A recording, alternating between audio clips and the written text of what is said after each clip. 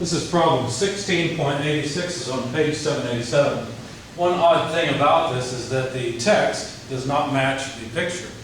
So the first thing I'm going to do is work the picture problem, although no particular problem statement is given. I think we can surmise what they're trying to say. It looks like there's some sort of a roll, a coil of something that can be unrolled.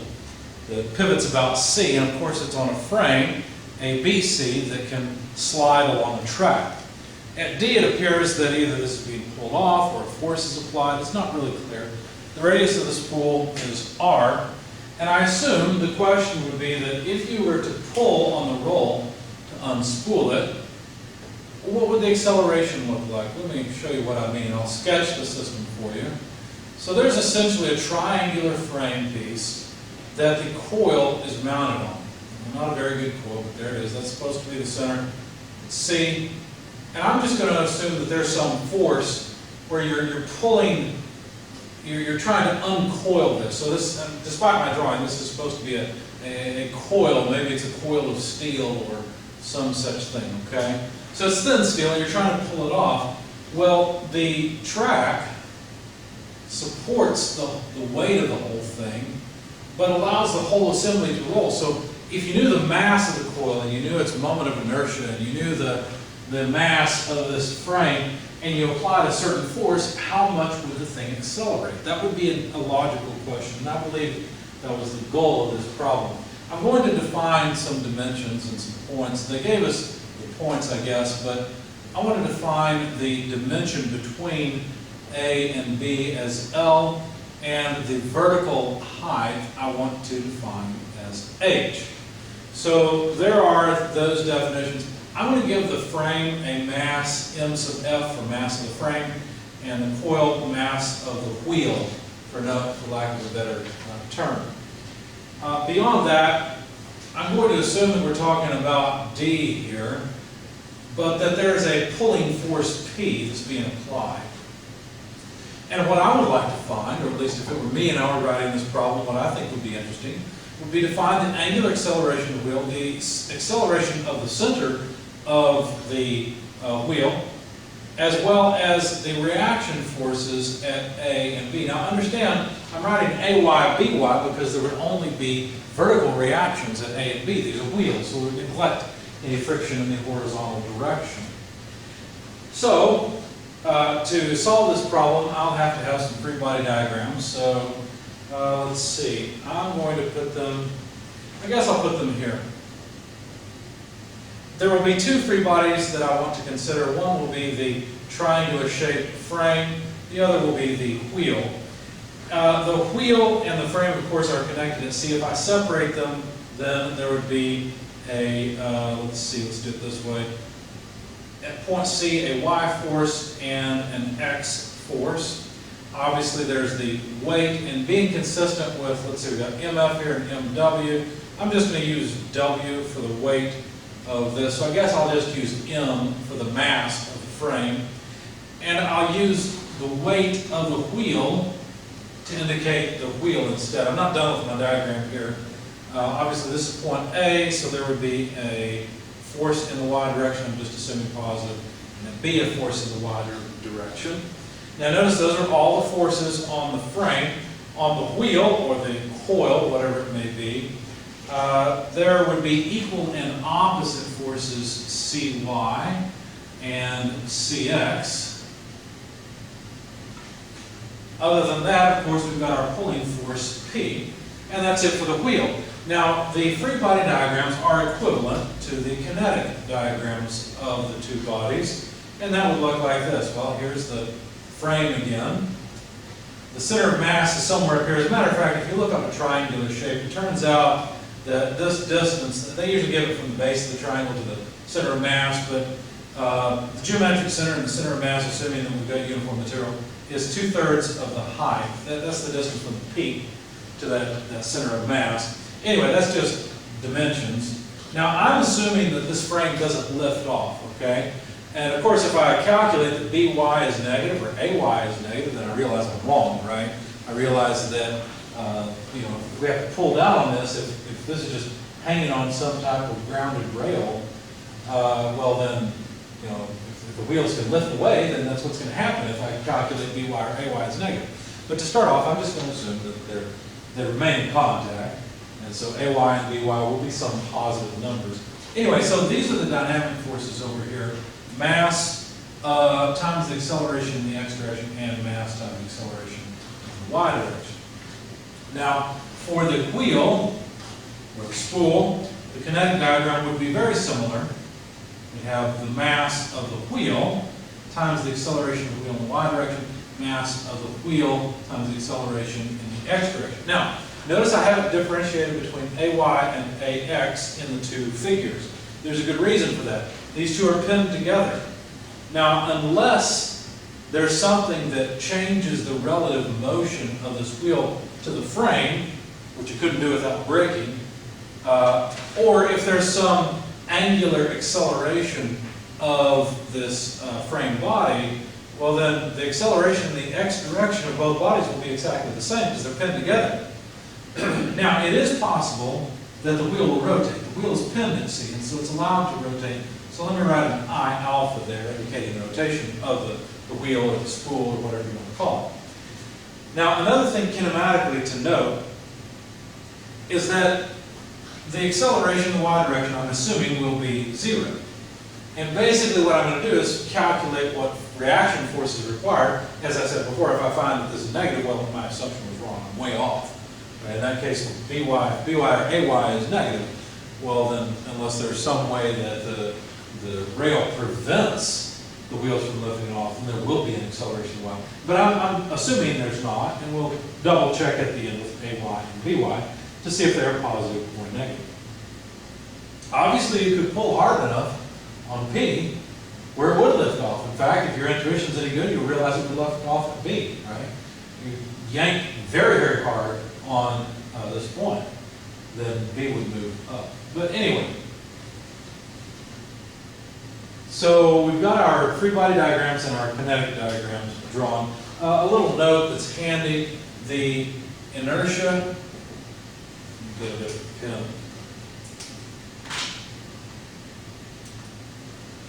Assuming that we treat this as a flat disk, the inertia would be written as the mass of the wheel multiplied by the radius squared divided by 2 for a wheel. And for the frame, we don't have to worry about it because we're assuming that it doesn't have any angular acceleration. You notice I didn't draw an I alpha here on the frame because I'm assuming that it'll stay in contact and it'll only accelerate left and right. It will not accelerate angularly as the wheel does. Okay. So, for the frame, let's start off by summing forces in the x direction. Well, let's see, x direction forces, pardon me, we only have Cx. So Cx is equal to the mass of the frame times the acceleration in the x direction. What about if we sum forces or sum moments? Well, what point would I sum moments about? Well, if I sum moments about A or B, I'll end up with two unknowns, C, they're sort of intermediates, right? I don't really care about Cx and Cy. I care about the motion of the whole assembly. So I would like to sum moments in such a way that I get rid of Cx and Cy, and of course the only point then would be summing moments about C. Now that will yield a relationship between Ay and By. It won't give me Ay and By, but at least I'll have a relationship between the two.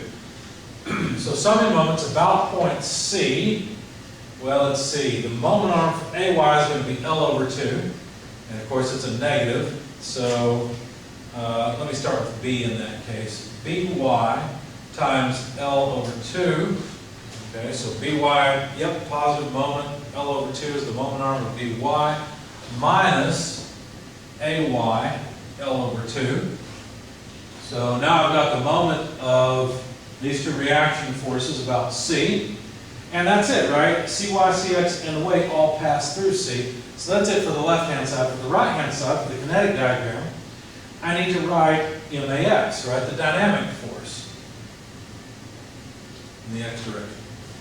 So what have we gained so far? Not a lot. We've written down two equations, but we've got several unknowns, right?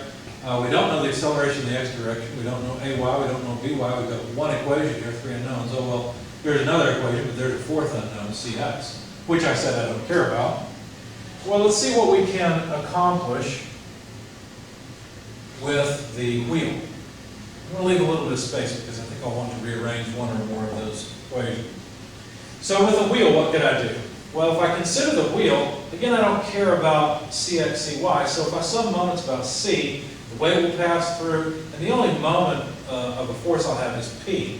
So I'm going to choose that. Let's sum moments about C, taking counterclockwise as positive on the wheel as well, and see what we get.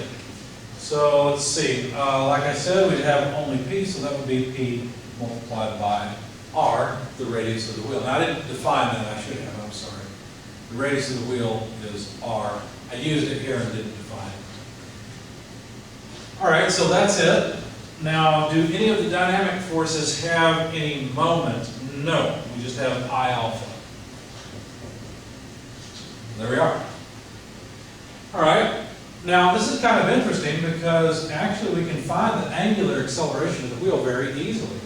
It's just P times R divided by I. Now something has to be given, right? Things like mass are usually given, the radius is usually given, and the pulling force P, the higher it is, obviously the more acceleration there will be. So I think it's reasonable to say that this would be a known, right? The P, the pulling force would be a known. And then substituting in the equation for the moment of inertia, we'd have the mass of the wheel, radius squared divided by 2. So this comes out to 2P divided by, see the 2's up there, the mass of the wheel times R. So we've got one of the things that would be a reasonable question for a problem like this. We have the angular acceleration alpha. And in my solution, I just realized I used the two masses interchangeably. I hope that doesn't, no, that's okay. Yeah, that's all right. I hope it's all right. I'll have to double check myself as we go. Anyway, so I'll keep track of it. But there's the angular acceleration. Well, that was nice. It was easy. But what about the linear acceleration? I think that would be interesting as well. Let's see, the linear acceleration, well, the acceleration of point C is really what I'm getting at, and that's going to be the same thing as AX. It's the acceleration of this point in the x direction, but I've already discussed how AX on the frame and the wheel are the same, so they're just the acceleration of C. So really, this is AC. Now, I'm not done with the wheel. I've got two more equations. One of them is sort of trivial, right? The sum of forces in the y direction, it's not really interesting. But what about summing forces in the x direction on the wheel? Well, if I were to sum forces in the x direction on the wheel, let's see. We've got Cx, and we have P. So it'd be P minus Cx. And then that would be equal to the mass times the acceleration in the x direction, but that's just AC, the thing that I'm looking for. Now, notice that Cx is an unknown here. The reason I summed forces in the first place on the frame is because I knew Cx would be an intermediate result, right? If I were to have these two pieces together and sum forces, Cx wouldn't even appear because it's in between, it's an internal force. So if let's see, I would know P, but I wouldn't know Cx, and I don't know AC. But look, I can substitute in for Cx. I can say that this is P minus, instead of Cx, it's minus MAC. And so, P is equal to, just moving this term to the other side, 2MAC. And so the acceleration of the center is pretty easy to get at. This is not so bad. Now let me be careful. I'm not being careful. This would be the mass of the, let's see. Oh, yeah, I made a mistake already. I'm sorry. So summing forces, we're summing forces on the wheel, so I need wheel here. But this is summing forces on the frame, so this is just M, not MW. So I couldn't do that, but I could still take Cx to the other side. Yeah. So I would have mass of the wheel plus the mass of the frame times AC. That's better. So then the acceleration of the center point would just be the pulling force divided by the sum of the masses, the mass of the wheel and the mass of the frame. So now we've found the angular acceleration and the linear acceleration of the wheel and the system, so we're pretty happy with ourselves, right, because we've got all the accelerations. So what else could we do? Well, we'd like to find the forces AY and BY. Well, now that's a y direction thing, right? The sum of forces in the y direction here is fairly trivial. It's not all that interesting, except for the fact that we've got this AY and BY on the frame. So let's consider summing forces in the y direction. Let's see, I guess we'll do it here on the wheel. Let's see what we get. Well, let's see, on the wheel we're going to have negative CY minus the weight of the wheel.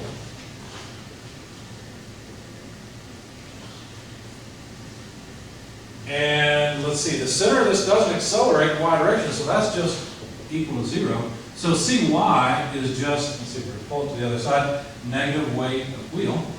In other words, CY is actually acting upward, but I'm going to leave it pointed downward. And then up here, if I were to sum forces in the y direction on the frame, would that give me anything interesting? I don't remember. Let me see what I did.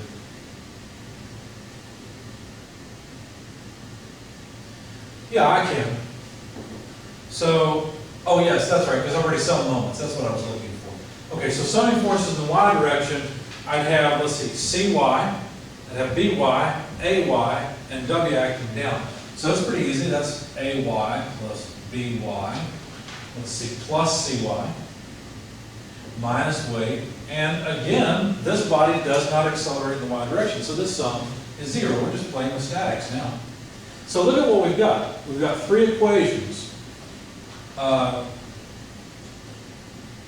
right here. Here's one. They include CY. We've got one here that includes CY, AY, BY. So 3 unknowns, A, B, and CY. And then we've got one more equation where now AC is no longer an unknown. We know what AC is. So we should be able to solve for AY, BY, and CY. But I don't really care about CY. So I'm just going to make a substitution. So let me write again from here that AY plus BY plus CY, but CY is minus the weight of the wheel minus W equals 0. In fact, the magic of the whiteboard, I can take these 2 negative terms and move them to the other side. So this would be weight of the wheel plus weight of the frame. That doesn't really surprise you, right? I mean, the whole assembly does not accelerate in the y direction. So the fact that A and B have to support the entire weight of the assembly makes perfect sense. Okay? Now, I don't really need these equations anymore, but I would like to hang on to, let's see, and I have summed all of the forces, but I don't want to erase those yet. Let's just put them up here. We found that alpha is 2p over mass of the wheel times r. And we found that the acceleration of point C is equal to p divided by the sum of the masses.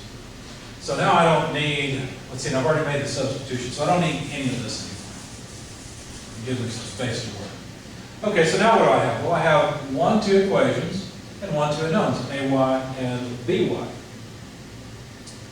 So let's see, what about if we do this? Let's solve for BY from here, so I'll just move minus AY.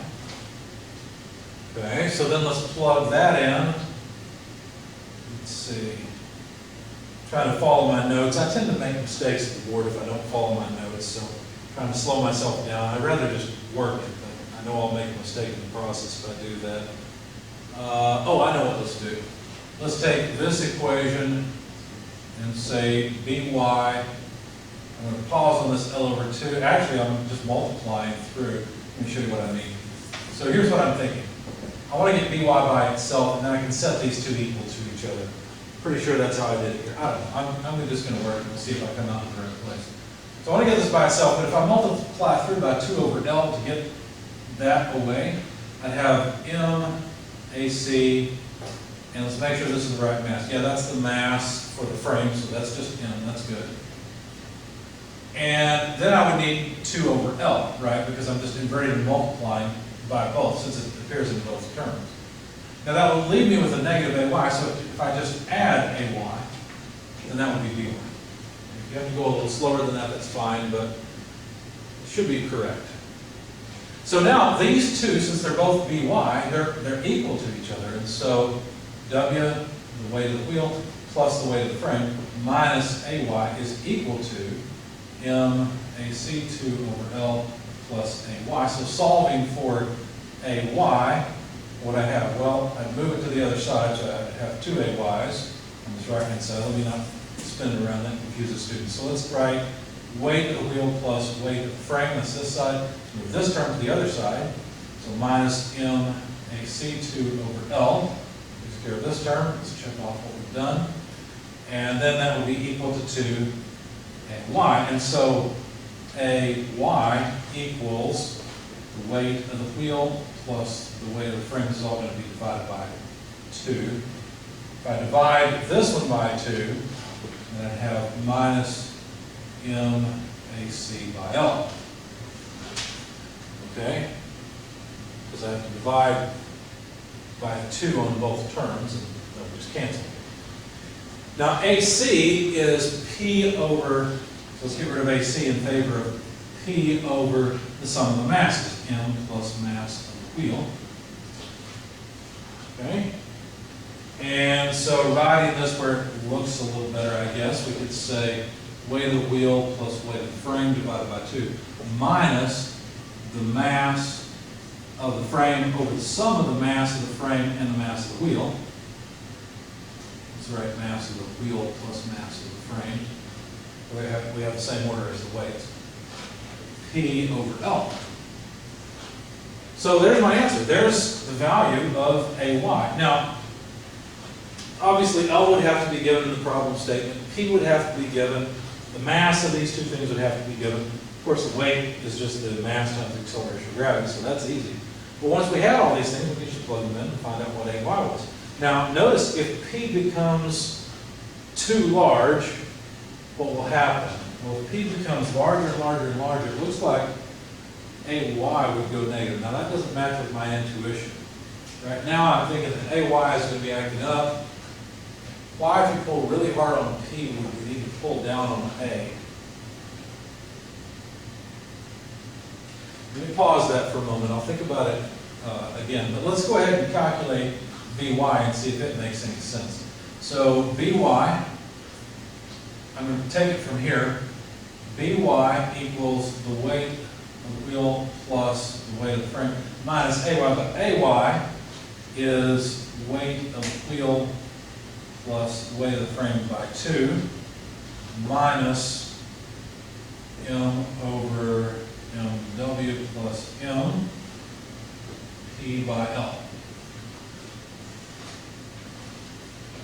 Let's see, and of course, I've implicitly assumed a coordinate system. I forgot to write that down.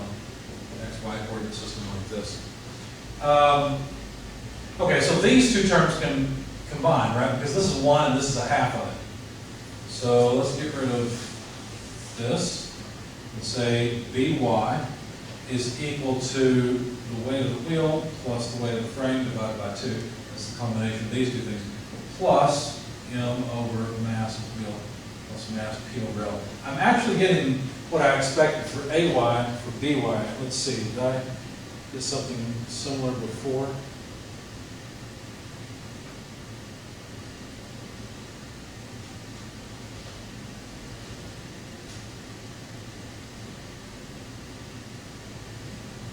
No, before for Vy, I did get a negative term. Somewhere along the way, I've made a mistake. I knew I should have followed my solution. Also, I've got H in my solution. Where did I go wrong? Oh, I know where I went wrong. I summed moments. Look at this. This is horrible. I have to try again. Look what I did. I tried to take a moment and set it equal to a force. That doesn't work. Right? I need the sum of the moments about C on the frame. This dynamic force is going to cause a moment. Notice that it is a negative moment. So now that I've made a mistake, I need to go back and check and see if the results I have are correct or not, if I've summed moments about C and used that, remember I summed moments here about C on the frame, if I've used that equation, then I've used it incorrectly, right? Because I didn't have my term right over here. I still don't. I've got to fix that. In solving this, I went through and I used the sum of moments about C on the wheel to relate alpha to P. So I'm okay with alpha. That's no problem. That dropped right out of one equation for summing moments about the wheel. So that's okay. And then in order to calculate the acceleration of the center, all I did there was sum forces in the x direction on the wheel, but it involved cx. But I was able to go up to the upper body, and rather than using the moment equation, I used the sum of force equation, which is okay. It's the moment equation on the frame. It's still wrong. And so I came up with AC, and that's still okay because I haven't invoked this equation yet. So we're okay except for calculating BY and AY. So let's try BY and AY again. Let's see, unfortunately I've erased my equations for the wheel, but that's okay, we'll fix that. Let's start off by fixing the sum of moments about C. So what I forgot was the dynamic force about C, right? I need this height, 2/3 h, times max, but it's a negative moment. So I should have written minus, because it's a negative moment. I need 2/3 h, that's the moment arm, times max, but ax is AC. That's better. Now, units can help catch me when I make mistakes like this, but of course in this problem, I don't have any actual givens or any units. So I had to consider the dimension that I had force times distance, and over here I realized I just had force since it was mass times acceleration. Now summing forces in the y direction, yeah, that'd still be okay. There's nothing wrong with summing forces in the y direction on the frame. So I think this is still all right. Let's see. And actually, yeah, it's these two equations I'm putting together, so I don't even need, let's see, do I need a sum of force in the y direction on the wheel? If I did that, I would find that Cy, which does appear, is equal to the weight of the wheel. And that's the only equation I had before down here, and that's still okay. Because there were no problems with the force or moment balances on the wheel, it's just that one moment balance on the frame. So this is okay, we're good here. So now we can start putting things together. Let's see, I've got By, and over here what I was trying to do, I should have solved the By up here, which I did, but I would have had it wrong because I had my right hand term wrong. So By is equal to, I'm going to invert and multiply 2 over L, that's the first step, times negative 2/3 h m AC. Okay, so that's just getting that 2 over L to the other side, or L over 2 to the other side. I'd be left with an AY, so let's add AY. There we go. And so then what would I have? Well, let's see, I'd have negative 4 over 3L. Let's do it this way. Let's put the H over L together. MAC plus AY. Now AY, let's see, no, let's get rid of BY. So this is the same thing as, it's going from here, the weight of the wheel plus the weight of the frame minus AY. So basically we just end up with 2 AYs over here. There we go. And all I got to do is move this to the other side.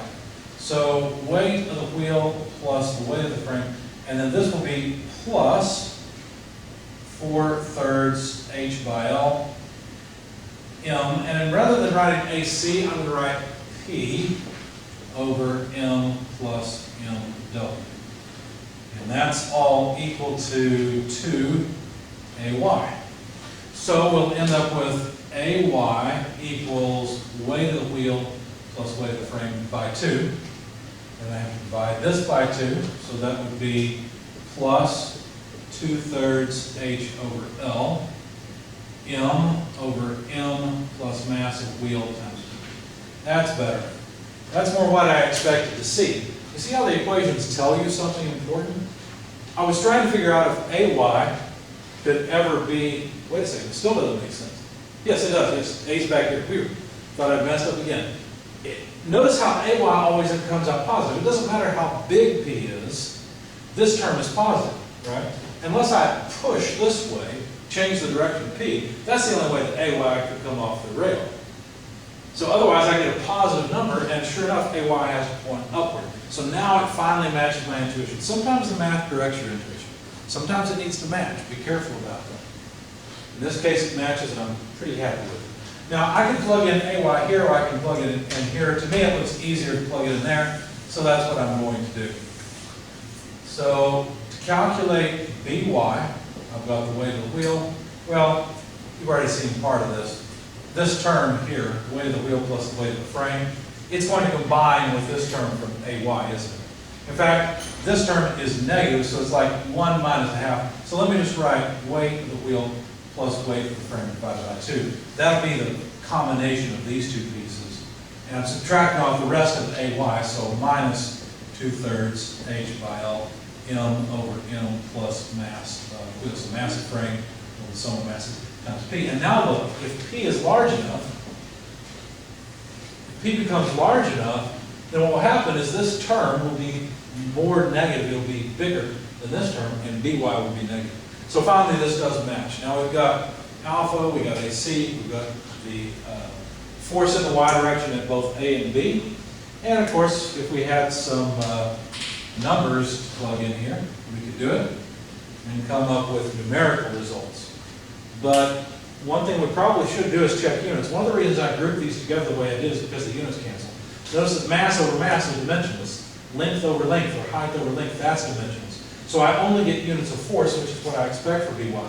Weights are forces. Masses are not force. The weight is force, and I get only units of weight or force for this BY term, similar for AY. So I'm pretty sure that everything's okay now.